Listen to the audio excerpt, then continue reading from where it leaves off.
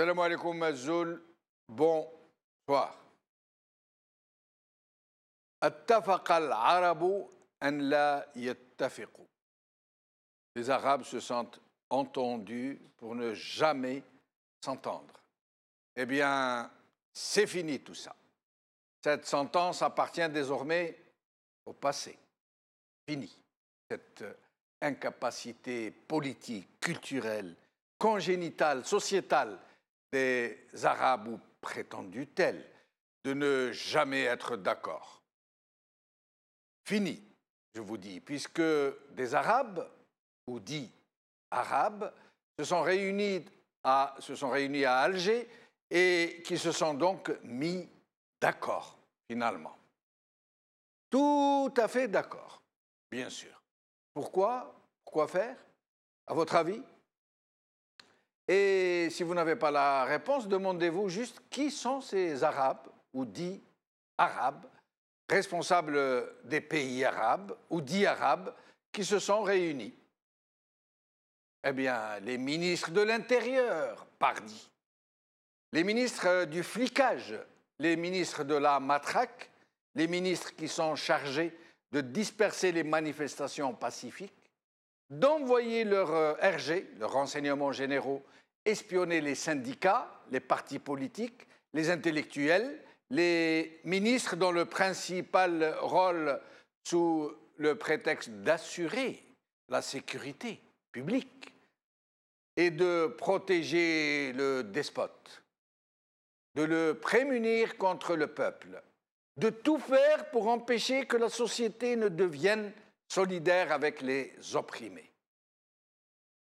Les ministres qui délivrent ou qui ne délivrent pas le sésame pour la création d'associations, de syndicats, de partis politiques, de journaux et de tous les médias. Et c'est ce même ministère qui est au sommet de la hiérarchie qui gère les structures de la police dites anti-émeutes, qui met en place les critères de sélection des nouvelles recrues de ces anti-émeutes pour s'assurer du choix des plus brutaux d'entre les candidats, des plus frustes. C'est ce ministère qui concocte leur programme de formation de ces soudards, de façon à en faire des brutes sans état d'âme, capables de matraquer leur propre mère si jamais elle s'avise de déranger la sieste du maître. Eh bien, mes chers amis arabes, ou qui se disent arabes, réjouissons-nous. Boshra, masha'Allah, alléluia. Finalement, attafaqa al-arabu. Les Arabes, ou qui se disent Arabes, se sont mis d'accord finalement, ou plutôt leurs ministres de l'Intérieur, ils se sont mis d'accord sur notre compte et à notre détriment, sur notre dos. Le Zagat Alina est monté d'un nouveau cran. Nos ministres arabes de l'Intérieur, ou qui se disent tels, ont trouvé une autre astuce pour nous fliquer encore plus, pour nous matraquer encore plus, pour nous empêcher encore plus de nous révolter contre l'injustice de nos despotes, pour nous monter les uns contre les autres, pour doter les soudards qui nous bastonnent, qui nous enfument et qui nous brisent les os d'un équipement encore plus sophistiqué, avec notre propre argent. Badrahamna yibakharulna, ou là plutôt yifumijiouna. Oui, nos ministres arabes, nous tous, de tous nos peuples arabes ou dits arabes, ou qui se disent arabes, ont compris que le meilleur moyen de nous réduire est de nous faire croire à nous-mêmes que nos sursauts de dignité sont du terrorisme. Comme cela s'est passé en Syrie, par exemple. Que l'Iran est un danger mortel, comme cherche à nous l'enfoncer dans le mou l'Arabie saoudite. Que sous la fallacieuse liberté d'expression se cachent tous les démons de la division. Que derrière la contestation sociale s'agite la main étrangère. Que les imams doivent être systématiquement encadrés pour sublimer les commandements de Ulil Amri minkum, minna, ceux qui ont préséance sur nous, ceux qui ont été mis par Dieu lui-même à notre tête. Ces pasteurs paternels et bienveillants dont nous ne sommes que les moutons, pardon, que les brebis. Boshara, réjouissons-nous, اتفق العرب أن يتفقوا على راسنا وبدراهمنا وإحنا نضحكوا واللي ما عجبوش الحال هاو الحيط. Et ce n'est pas moi qui vous le dis, bien sûr, mes chers amis, j'ai trop de respect pour vous. Ce sont nos ministres arabes ou dits arabes de l'intérieur qui nous le disent, en usant de formules empoulées, bien sûr, genre « mukafahat al-irhab ». Aujourd'hui. The Times of Israel. Riyad appelle les pays arabes à combattre le danger que représente l'Iran par AFP. FrenchChina.org. Le secrétaire général du Conseil des ministres arabes de l'Intérieur met en garde contre l'ingérence étrangère pour alimenter les conflits ethniques par la rédaction. Atlas Info. Ouverture à Alger de la 35e session du Conseil des ministres arabes de l'Intérieur par la rédaction. Réunion du flicage arabe à Alger. Excusez-moi. Avec nous pour en parler, Yahya Mkhiyouba qui va arriver dans un petit moment. Amira Bouraoui au téléphone, médecin et militante pour la démocratie, et Larbi Zouemia, analyste politique. Larbi Zouemia, merci d'être avec nous. Larbi Zouemia, je ne vous entends pas. السلام عليكم أزول فلاك. الزول العربي وش راكم سي العربي لاباس؟ لاباس وأنت لاباس. الحمد لله. Vous êtes à Alger, vous êtes au Canada, aux États-Unis? Non, je suis aux États-Unis. Ah, très bien. Arbi Zouemia, donc voilà, réunion des grands flics arabes à Alger, tous les ministres de l'Intérieur arabes, pour une fois, ils sont réunis, ils sont tout à fait d'accord, ils ont fait de grandes bousbousades, ils sont tout contents, ils sont arrivés, ils sont même offerts des trucs lacrymogènes, des choses comme ça. Alors voilà, donc ils sont mis d'accord, paraît-il, hein, pour requalifier certains délits en terrorisme, comme ça s'est passé en Syrie. Vous imaginez un peu la Syrie, quand ça a commencé, Selmiya, que tout le monde pensait que Bachar el-Assad allait tomber, puis du jour au lendemain, ils ont créé des terroristes qui égorgeaient des gens et qui se faisaient filmer et qui diffusaient leurs images dans les réseaux sociaux pour bien montrer que c'était des terroristes. Hein, regardez, nous sommes des égorgeurs. Et du jour au lendemain, Bachar el-Assad est devenu un héros, le sauveur de la démocratie, du libéralisme, de la liberté, de la République contre les hordes islamistes. Et c'est fini. Donc, il est sauvé. Et donc, tout le monde a adopté la technique et les ministres de l'Intérieur arabes sont réunis à Alger pour fignoler la méthode. Qu'est-ce que vous en pensez, Larbi Zouemia? Juste, j'aimerais bien vous corriger un petit. اتفق العرب على. Il faut mettre على. على, c'est très important. Pour que. Donc, اتفق العرب على أن لا يتفقوا. Ah, d'accord. Il y a une nuance. Expliquez-nous un peu la nuance. La nuance, c'est l'affaire prolongée dans le temps. C'est le sentencieux ala an la. Donc, c'est ferme. Donc, ils se réunissent pour que. Donc, c'est à peu près le sentencieux, plus ça va dans le temps, à peu près. Donc, c'est ala an la yattafiqu.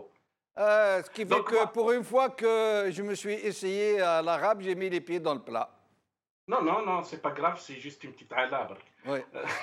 Alors, et sinon, donc, ces ministres de la flicaille, je ne suis pas grossier en parlant comme ça, ni vulgaire, hein, c'est vrai. Ces gens-là sont là, parce que de temps en temps, il faut mettre les mots sur les mots, hein, MAUX, pour dire que ces gens-là, des ministres de l'Intérieur, pas les ministres de l'Intérieur des des démocraties, les ministres de l'Intérieur de régimes comme le nôtre. Ils ne sont là que pour fliquer les gens. C'est pour ça que je dis les grands flics. Oui. De toute manière, moi, déjà, c'est quoi les pays arabes? Est-ce que nous sommes des amis? Est-ce que nous sommes des frères? Est-ce que nous sommes des alliés? Est-ce que nous sommes des partenaires? Est-ce que nous sommes des commerçants? Est-ce que nous sommes quoi? Justement, la définition de la relation entre les pays arabes, bon, on peut établir une relation objective avec les pays arabes, tout à fait normal, parce qu'on partage quelque chose qui est en notre faveur aussi. On partage quelque chose avec les pays arabes en matière de religion, en matière de langue, en matière d'histoire, de voisinage, certainement, qu'il va falloir promouvoir. Mais là, cette relation ambiguë entre les pays arabes, elle est vraiment parfois, vous êtes devant une hypocrisie qui se répète, une filouterie, une complaisance qui se répète à chaque fois. Mais le comble, lorsque vous voyez des pays dont certains ont presque plus que 3500 milliards de dollars de réserves de change et de fonds souverains, et qui ne peuvent pas changer l'ordinaire, et qui se rencontrent seulement dans le cadre de raisonnement de police ou de raisonnement de flicaille, comme vous avez dit. Donc c'est paradoxal un peu, parce qu'en fait de compte, qu'est-ce qu'il y a entre les pays arabes? Il y a majoritairement, c'est des pays antidémocratiques, c'est des pays qui, vous avez l'exemple de l'Algérie, vous avez un président qui a 20 ans déjà, qui va clôturer 20 ans de règne, vous avez l'Arabie Saoudite, vous avez les Émirats, vous avez un pays comme l'Égypte, vous avez le Soudan, vous avez la Libye, donc vous avez des exemples de pays qui sont déjà des États antidémocratiques, c'est des États policiers, c'est des États contre la liberté d'expression, c'est les pays à peu près où même les interactions entre ces pays-là, chaque jour, c'est des interactions qui passent avec des heures. Donc, c'est des interactions très difficiles, alors que vous trouvez au sein de ces pays-là des interactions avec les pays occidentaux et avec les États-Unis qui passent c'est-à-dire en toute fluidité. Donc, moi, je dis qu'il s'agit toujours tout simplement d'une dictature interarabe qui s'est réunie à Alger avec des lettres un petit peu de démagogie, plus démagogique, un petit peu tumeur comme Bouteflika, et voilà, c'est tout ce que j'ai Restez avec nous, l'Arabie Saoudite. Je vais faire un tour de micro, je reviens à vous. Amira Bouraoui, merci d'être avec nous. Merci à vous, merci pour l'invitation. Merci. Alors, je vais faire un peu le savant qui... اتفق العرب على أن لا يتفقوا. Et pour cette fois, c'est vieux comme histoire. Mais cette fois, non. À Alger, les ministres de l'Intérieur arabe ou dits arabes se sont entendus comme larrons en foire. Ils sont mis d'accord pour des méthodes, pour collaborer les uns avec les autres, échanger les renseignements, échanger les flicages, se signaler les uns les autres leurs terroristes, entre guillemets, respectifs. Et donc voilà. Mais Amira Bouraoui, quelle est cette malédiction pour tous ces pays arabes ou dits arabes, sans aucune exception? Pourquoi sont-ils tous des pays dictatoriaux, plus ou moins? Et pourquoi tous utilisent-ils le terrorisme comme épouvantail pour calmer les ardeurs de leurs peuples respectifs à chaque fois qu'ils veulent se soulever ou contester ou les contester? Moi, je pense que, c'est-à-dire l'origine de tout ça, c'est-à-dire même si moi je ne crois pas en union des pays arabes, enfin, il faut dire plutôt des pays arabophones. C'est-à-dire quand l'Empire ottoman s'est disloqué, un certain Abdelaziz bin Abdelrahman al-Saoud fait la conquête de force d'Al-Hijaz et donc s'accapare de la Mecque et de Médine, qui était jusque-là, jusqu'en 1927, un shérifa hachémite, donc de la lignée des descendants du prophète. Il s'en accapare avec violence. Quelques semaines après, les oulémas font une fatwa qu'il est interdit de se révolter contre le détenteur du pouvoir, et il devient à partir de là licite de faire la guerre à ses alliés d'hier, donc aux Ikhwan qui ont fini par être décimés en 1929. 1938, découverte du pétrole, pacte avec les USA, qu'on appelle le pacte de Quincy. Et ce pacte, il dit quoi? En 1947, le 14 février, lorsque Roosevelt rencontre le roi des Ibn Saoud, c'est pétrole et en contrepartie, la protection des El Saoud, et non pas de l'Arabie Saoudite, mais la protection de la famille régnante. Donc la famille El Saoud est protégée par les États-Unis. Ça, c'est l'histoire. Donc cet accord-là qui a pris fin 60 ans plus tard, parce que c'était un accord qui était signé pour 60 ans à partir de 1945, a été renouvelé par George W. Bush en 2005, pour la même durée, pour encore 60 ans. Donc, à partir de là, la conclusion, c'est que l'Arabie Saoudite n'est qu'une succursale des États-Unis. D'accord? Oui. Donc, à partir de ces unions-là, des unions des pays arabes, etc., le but, c'est quoi? C'est de protéger les différents régimes. Et on y met le paquet, c'est des milliards de dollars. En finançant, l'Arabie Saoudite a quand même financé différents courants terroristes, et à chaque fois, le but était d'éloigner une révolte du peuple saoudien. Il y a quand même un peuple saoudien. Lorsque ce qu'on appelle la révolution arabe s'est déclenchée en Tunisie, il y avait une vague qui était en train de balayer les différents pays. La peur de l'Arabie Saoudite et des monarchies du Golfe, c'est quoi? C'est que les différents peuples décident eux aussi de se révolter et d'avoir un pays démocratique. Donc, qu'est-ce qu'il a fallu faire? Il a fallu financer des courants terroristes. Mais il faut avouer, Amira Boraoui, excusez-moi de vous interrompre, il faut avouer une chose, c'est que ces courants-là, notamment saoudiens, qui étaient absolument braqués contre ce qu'on appelait à l'époque les printemps arabes. L'Arabie saoudite a réussi son coup à faire passer ces printemps arabes pour un complot contre les nations, pour un complot de la main étrangère, pour des complots des BHL et compagnie. Ils ont réussi, y compris au sein des progressistes. Beaucoup de gens aujourd'hui regrettent Bachar el-Assad, regrettent el-Kadhafi, regrettent Hosni Moubarak, regrettent Ben Azindin Ben Ali, etc. C'est-à-dire qu'à partir du moment où vous kidnappez la révolution d'un peuple et que vous y introduisez des courants clairement extrémistes, parce que l'Arabie Saoudite, pendant très longtemps, elle a essayé de vendre son produit basé sur la fatwa de ne pas la fatwa salafiste de Adm al-Khurouj an Ita'at al-Hakim pour pouvoir se maintenir au pouvoir éternellement. C'est un courant qu'elle a toujours financé et elle le finance énormément au niveau des pays arabes parce que c'est un peu plus facile, parce qu'il y a une langue commune. Alors que bon, les musulmans, il y en a qui ne sont pas arabes et beaucoup ne vivent pas la tragédie qu'ont vécu les différents pays arabophones. Je préfère dire arabophones. Donc c'est la peur et d'ailleurs le nouveau roi qui du jour au lendemain devient presque progressiste et il est là en train de revoir toute sa politique intérieure. Parce qu'il sait qu'il y a une conscientisation des différents peuples et qu'ils ne peuvent pas subir indéfiniment des régimes dictatoriaux et féodaux. Et je reviens à vous dans un moment, Amira Boraoui. J'aimerais juste préciser, je participe un peu avec vous, moi aussi. Je ne fais pas que poser des questions. Personnellement, je me considère comme arabo-berbère. Je n'ai aucun complexe à le dire. Arabo-berbère.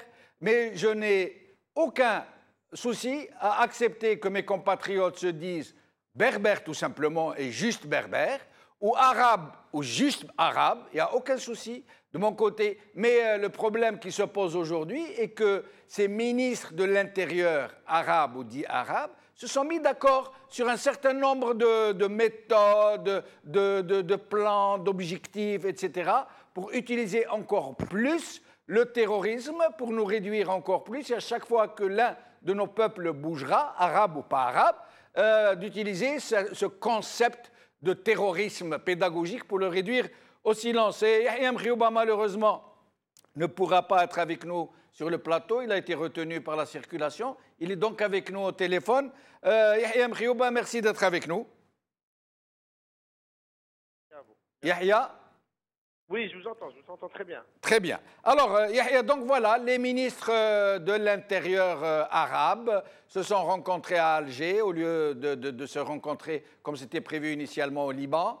Et ils sont en train d'échanger des renseignements, de mettre en place une coopération, une large coopération pour s'entraider dans le cas où l'un de leurs peuples essaye de broncher. Qu'est-ce que vous pensez de cette entente cordiale entre les grands flics des pays arabes? Tout d'abord, M. Jamel, je veux souligner que le fait de dire que c'est les pays arabes, il n'y a rien de méchant à l'intérieur. Absolument, absolument. Berbéro-arabe, je m'excuse du terme. Moi, je suis berbère, 100% de la mère et de père. Je n'ai aucun problème à dire que je suis arabe, je suis kabyle, j'appartiens à un espace arabe. Mais qu'est-ce qu'il faut dépersonner ce débat. Dans des technologies qu'on n'imagine même pas. L'arabe, non, je ne suis pas arabe. C'est de la connerie. Surtout quand ça vient des pseudo-intellectuels. Au lieu de servir leur société dans des débats intéressants et qui doivent être menés autour de la liberté politique et de la liberté syndicale, le piège du colonialisme pour nous diviser, pour mieux nous dompter, pour mieux nous ridiculiser devant l'humanité. Donc, celui qui se considère intellectuel, qu'il arrête de débiter ce genre de conneries. Deuxièmement, je reviens à votre question, excusez-moi. Les pays arabes, il faut souligner que la seule instance qui a un secrétaire général qui se réunit périodiquement, qui respecte ses réunions et qui dépasse tous par exemple les conflits régionaux. Un exemple comme le conflit algéro-marocain ou d'autres genres de conflits, c'est le Conseil des ministres arabes de la Ligue arabe.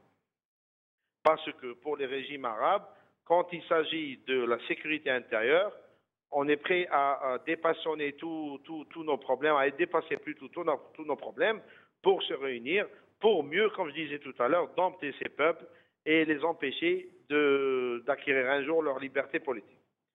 Maintenant, cette réunion vient dans un contexte un petit peu particulier où l'Arabie saoudite un petit peu est malmenée en Yémen, qui s'est engouffrée dans une guerre absurde et stupide et qui a créé un désastre humanitaire. Et entre parenthèses, ces intellectuels arabes ou la berbère, ou les considèrent, je ne sais pas quoi, ne dénoncent jamais, comme le génocide en Syrie. Donc ils sont pris dans le bourbier yéménite.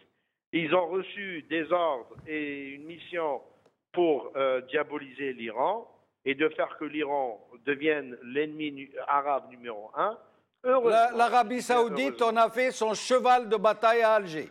L'Iran, à tel point que les journaux israéliens, et nous en avons cité un tout à l'heure, les journaux israéliens dans presque leur ensemble ont repris l'information. L'Arabie saoudite, ce qui la concerne le plus, c'est de déclarer l'Iran ennemi de tous les musulmans.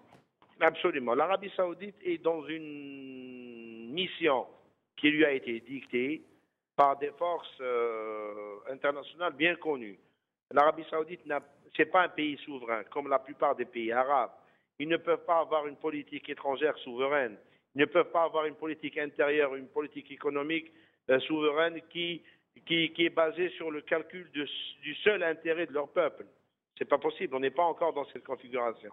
Donc maintenant, si l'Arabie saoudite déclare que le premier ennemi des pays arabes, c'est l'Iran, c'est parce que quelqu'un lui est venu lui donner l'ordre, quelque part. Donc, et ce quelqu'un bien connu, ce n'est pas la peine de le citer sur votre antenne. Maintenant, je reviens à l'Algérie. Ce qui est bien en Algérie, ça, parce que on est dans l'opposition à ce régime, mais quand il y a des choses positives, il faut savoir le dire aussi. C'est qu'en Algérie, on a refusé déjà de s'engager militairement au Yémen. Ça, c'était quelque chose de bien parce que l'Algérie était invitée et même sollicitée par l'Arabie Saoudite et les Émirats Arabes Unis pour faire partie de la force arabe. Ça, c'est déjà positif. Deuxièmement, l'Algérie n'a jamais rompu le contact ni les relations avec l'Iran, comme souhaité par l'Arabie Saoudite et les Émirats Arabes Unis. Maintenant, l'Arabie Saoudite est dans une contradiction flagrante. C'est-à-dire qu'ils sont dans une démarche pour essayer d'isoler l'Iran des pays arabes. Et la première connerie qu'ils ont faite dans ce sens, ou contrairement à ce sens plutôt, c'était l'été passé en déclarant l'embargo sur le Qatar. Le Qatar qui était sur la même ligne politique saoudienne contre l'Iran. Le Qatar, suite à cet embargo, qui n'est pas justifié d'ailleurs, n'avait autre choix que de se jeter dans les bras des Turcs et des Iraniens, parce qu'il leur fallait de nouveaux alliés dans la région, puisqu'ils se sont fait rejeter par leurs frères et leurs voisins directs.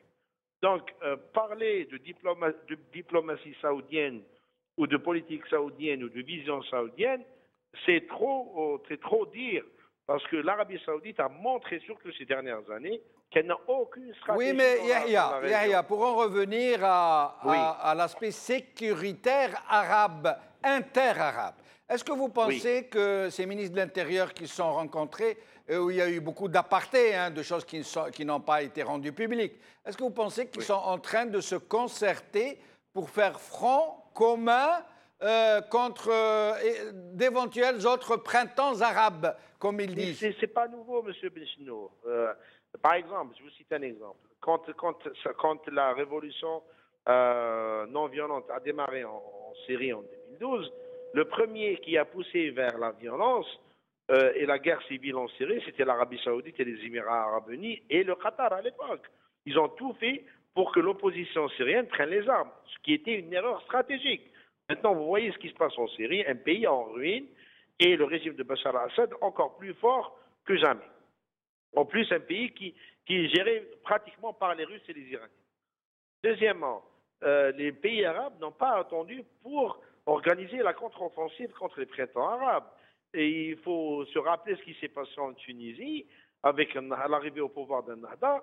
L'Arabie Saoudite et surtout les Émirats Arabes Unis et bizarrement certains progressistes arabes, donc même en Algérie, se sont organisés pour faire que la révolution du jasmin en Tunisie n'arrive jamais. Et vous avez les témoignages aujourd'hui d'Abdelmansaf al-Marzouqi qui dit qui relate cette organisation arabe, des pays arabes, pour casser la révolution tunisienne, parce qu'elle était comme étant un exemple qui a marché et qui continue à fonctionner et qui est le seul, malheureusement, qui est le seul encore exemple positif dans l'espace géographique des pays arabes. Maintenant, l'organisation contre la liberté des peuples, oui, bien sûr, ce que je disais tout à l'heure, ces États-là arrivent à dépasser leurs querelles, arrivent à dépasser leurs problèmes, dès qu'on arrive à la liberté des peuples. Ça veut dire qu'ils ne sont d'accord en rien, ils sont à couteau tiré tout le temps les uns contre les autres, sauf quand il s'agit de réprimer leur peuple, là, ils s'entraident, ils volent au secours les uns des autres. Mais bien sûr. Regardez par l'Algérie, là on va parler de l'Algérie. On arrête de parler de l'Arabie Saoudite, l'Algérie.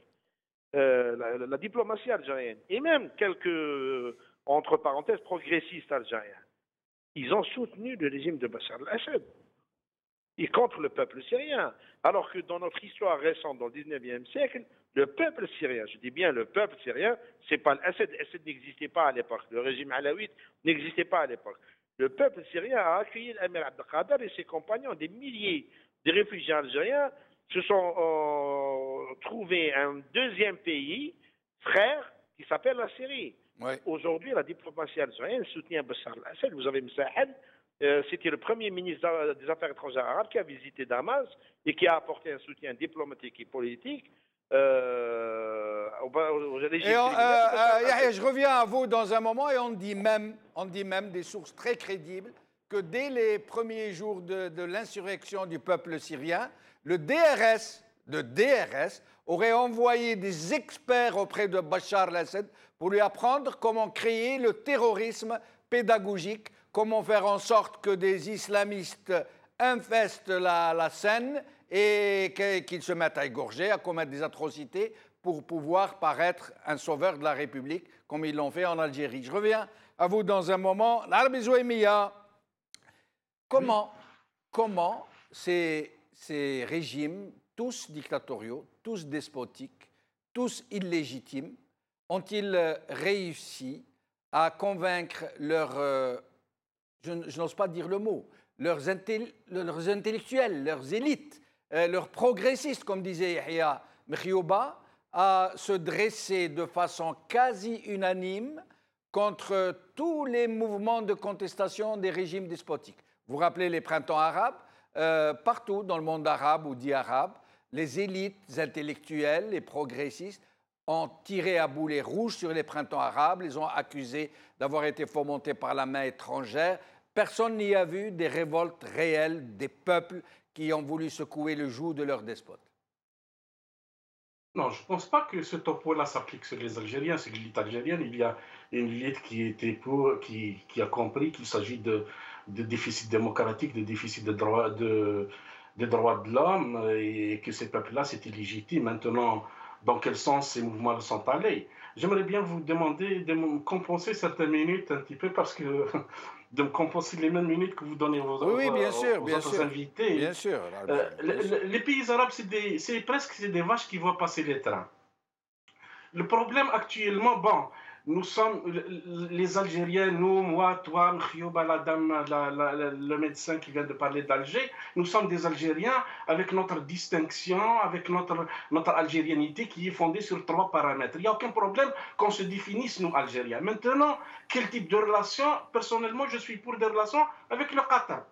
Des relations objectives, parce que les démocraties ou les alliances économiques maintenant dans l'état moderne, dans les temps modernes, les alliances économiques, les alliances vraiment commerciales se bâtissent sur les spécificités de chaque État. Si on évolue démocratiquement au sein de notre société, et chaque société évolue dans la différence aussi, on trouve les paramètres, on trouve les moyens d'aller vers des relations objectives. Actuellement, qu'est-ce qu'il y a entre les pays arabes? Les pays arabes, ils ont une seule marchandise, c'est le terrorisme. Ils le créent et ils viennent discuter à Alger. Le problème aussi, c'est que vous voyez, sur le plan, vous avez une bonne observation, c'est cette asymétrie dans laquelle le pouvoir algérien met l'Algérie par rapport à l'Arabie saoudite. C'est pas possible. Nous ne pouvons pas nous ajuster ou nous adapter aux questions géopolitiques de l'Arabie saoudite. Et par voie de conséquence, nous avons vu 2 ministres qui sont allés à l'aéroport recevoir le ministre de l'Intérieur saoudien et qui a eu le privilège de rencontrer le président de la République. Ça, c'est pas bien. Nous ne sommes pas le sous-produit de l'Arabie saoudite où on permet à un ministre de l'Intérieur de désigner un pays avec lequel nous avons des relations diplomatiques, nous avons des liens comme le premier coupable. Ça, oui, mais l'Arabie Zouémia, il faut reconnaître néanmoins au régime algérien de ne pas avoir marché sans condition dans l'affaire du Yémen, dans l'affaire de l'Iran. Le régime algérien a quand même su garder ses distances avec l'Arabie saoudite. Il faut le reconnaître. Écoutez, c'est une relation hypocrite entre l'Algérie et l'Arabie saoudite. Même si j'étais contre l'affiche l'affiche du stade de Ain Mili, là, moi personnellement, je ne vais pas me mêler des affaires des autres États, c'est à ces populations-là de se prendre en charge. Mais c'est-à-dire, vous voyez un pays où il déclenche une enquête à cause d'une affiche.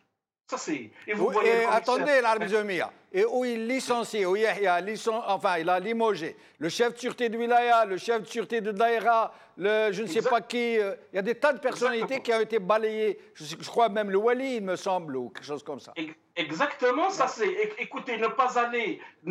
Bon, ça, il y a une doctrine algérienne certainement. Il ne peut pas le faire déjà. Il ne peut pas aller frapper le Yémen, ça c'est. Mais Mais en souterrain, vous avez justement un approvisionnisme gravissime en face de l'Arabie Saoudite. Mais c'est impossible. Essayez d'analyser si Benchouf, de voir un ministre de l'Intérieur désigner l'Iran, quand même. Même si, moi, personnellement, je suis contre le régime fasciste iranien, parce que en matière de droits de l'homme, de liberté d'expression. Mais pourquoi un ministre qui a été nommé, qui était déjà désigné comme le ministre président d'honneur. Mais qu'est-ce que ça veut dire? Je m'ajuste à une puissance occidentale en vue de faire passer mes intérêts aux États-Unis, à la Grande-Bretagne qui décide dans le Conseil de sécurité. Maintenant, on s'ajuste et on adapte aux géopolitiques saoudiens.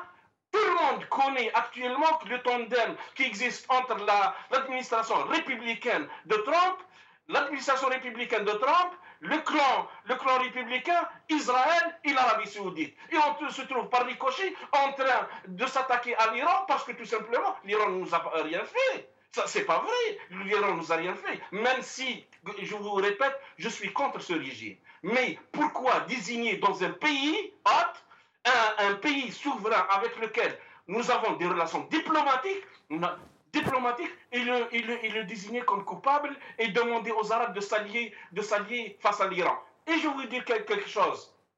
Sur le plan méthodologique, et vous voyez exactement le niveau de ces pays qui ont la seule marchandise, et je répète, la seule marchandise, c'est la police, la flicaille, le terrorisme, et tout ça. Ils n'ont que cette marchandise. Parce que si vous voyez les pays vraiment qui ont des alliances objectives, vous voyez une lutte contre le terrorisme, ça passe par des coopérations commerciales, économiques. Vous avez des infrastructures de coordination dans la cybercriminalité. Vous avez vous gérez l'air, vous gérez la pollution, vous gérez tout. C'est-à-dire une relation multilatérale où le terrorisme, d'accord, est inséré. Mais on demande chaque fois la 35e session des ministres de l'Intérieur arabe, alors qu'il n'y a aucune session pour les ministres de l'économie, et alors que l'Algérie était dans la ZLEA, la zone de libre-échange arabe, a été arnaquée, et c'est le seul pays qui n'a pas exporté. Donc, sur le plan de la méthodologie, c'est faux.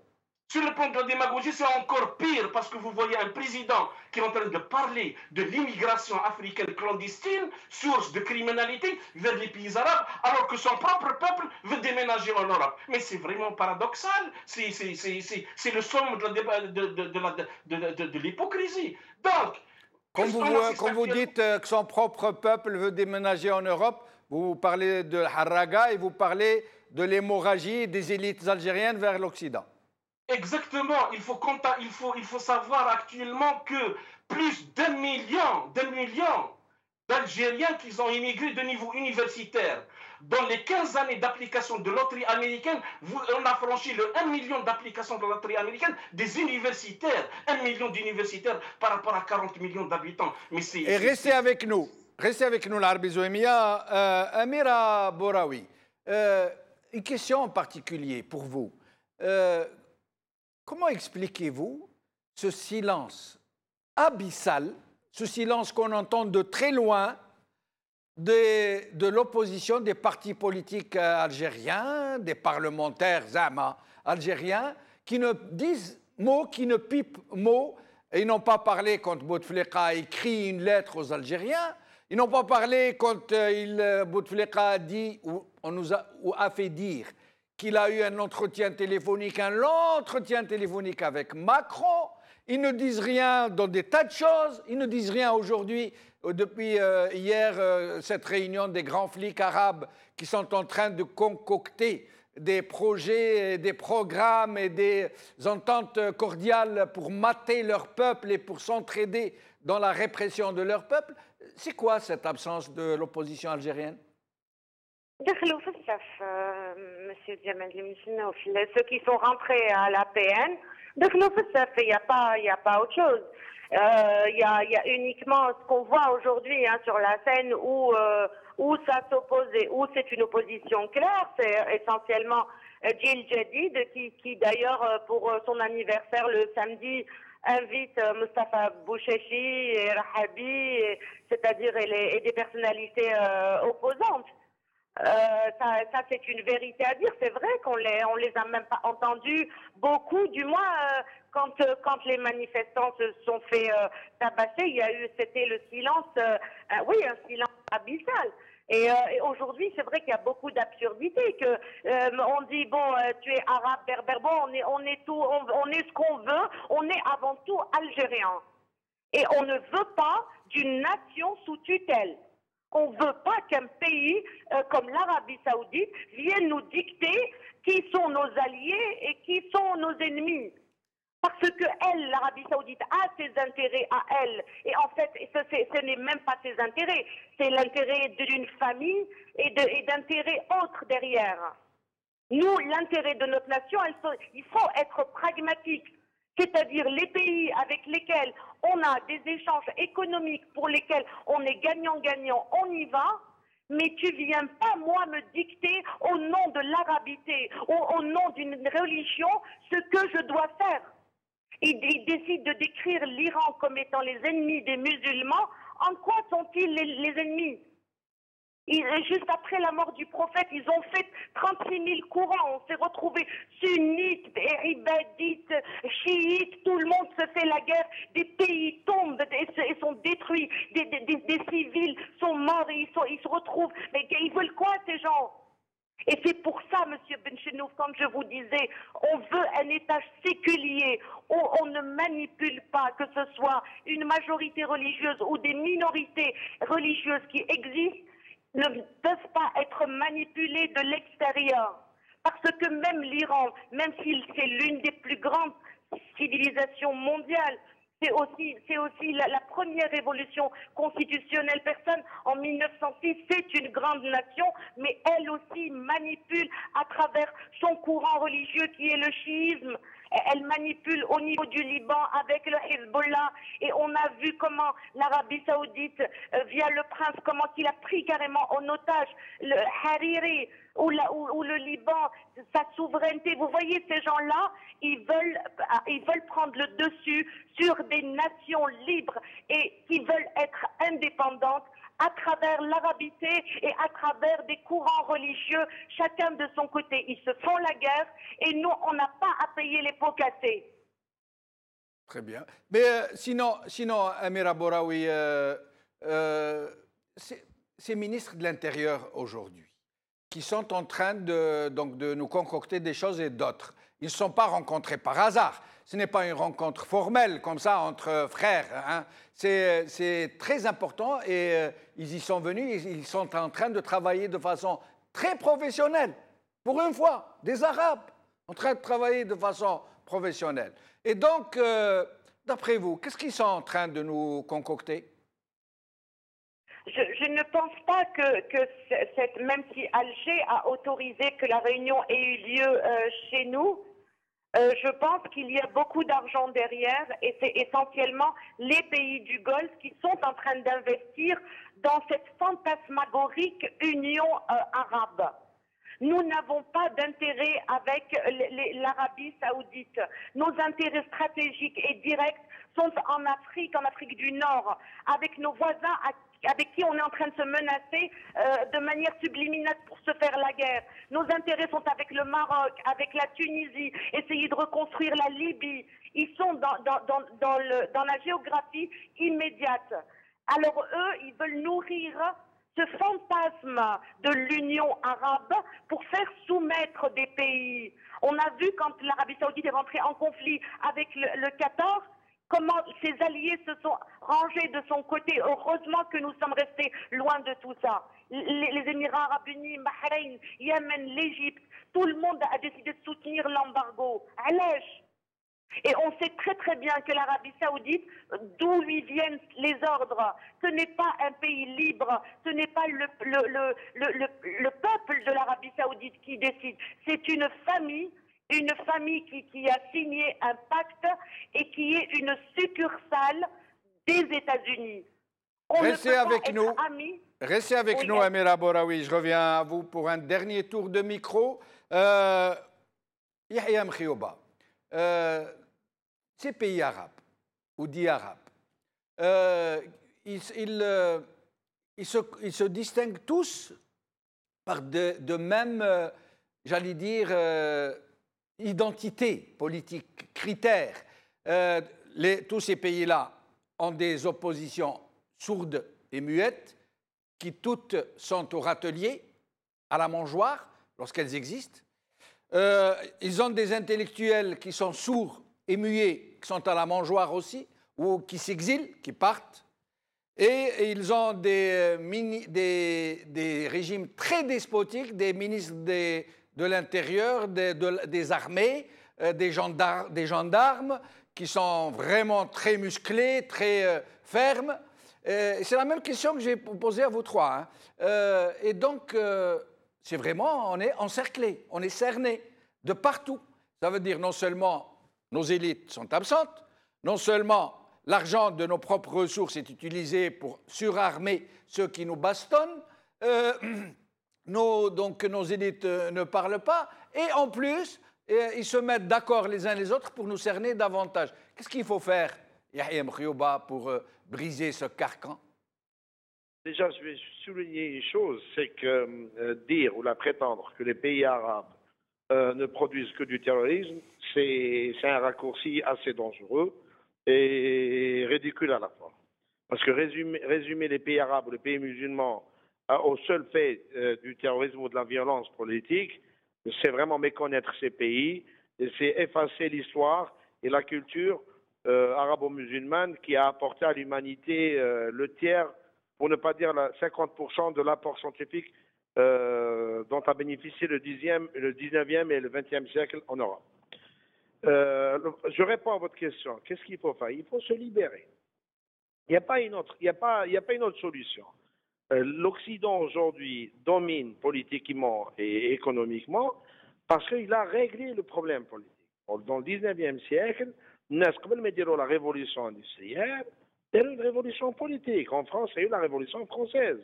Ils ont banni la monarchie, ils ont sorti l'Église de l'espace politique et ils ont bâti la République. Après, ils ont fait la révolution industrielle. Voilà, pour devenir une puissance économique et industrielle dans le monde. Si on n'arrive pas à régler le problème politique, on sera toujours sous domination. La dame tout à l'heure disait on ne veut pas être sous tutelle, mais on est déjà sous tutelle. Quand vous avez un Premier ministre qui dimanche, le chef de sûreté de Daïra de Emlila, parce qu'il y avait une affiche dans le stade de football, vous croyez que c'est pour faire plaisir au roi Salman?